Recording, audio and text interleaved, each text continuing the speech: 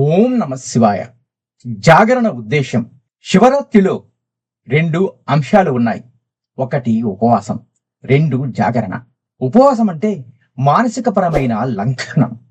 ఉపవాసం అంటే జ్ఞానంలో మనస్సును శూన్యపరచుకోవడం.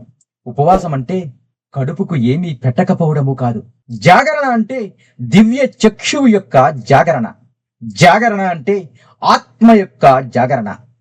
జాగరణ అంటే రాత్రంతా మేల్కొని శివుడిని చూస్తూ ఉండడమే కాదు.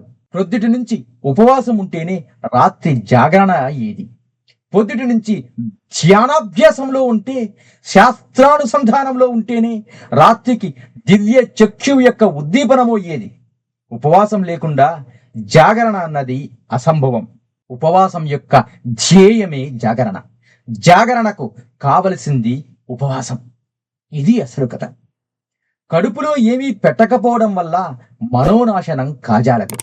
రాత్రి అంతా శివుణ్ణి చూస్తూ ఉండడం ఆత్మోద్దీపనము కాదు. ఒక్క పగలైనా నిజమైన ఉపవాసంలో ఉండి, ఒక్క రాత్రంతా అయినా నిజమైన జాగరణలో ఉంటే ఆ ఒక్కరోజు చాలు. ఆ రోజు మహాశివరాత్రి అవుతుంది. జన్మకో శివరాత్రి అంటారు. ఒక్క రాత్రి నిజమైన శివరాత్రి అయితే ఇక జన్మంతా నిజమైన జాగరణే. ఒక్క పగలు నిజమైన ఉపవాసంలో ఉండగలిగితే ఇక జన్మంతా నిజమైన ఉపవాసమే. ఓం నమ శివాయ. నీకు నమ్మకము కలిగినప్పుడే నీవు దేవుడిని నమ్మగలవు. శతం జీవ శరదో వర్ధమాన, శతం హేమంతాన్ శతం వసంతాన్. 100 శరత్తులు, 100 హేమంతాలు, 100 వసంతాలు వర్ధిల్లుతూ జీవించండి. ఇట్లు డివిఎస్.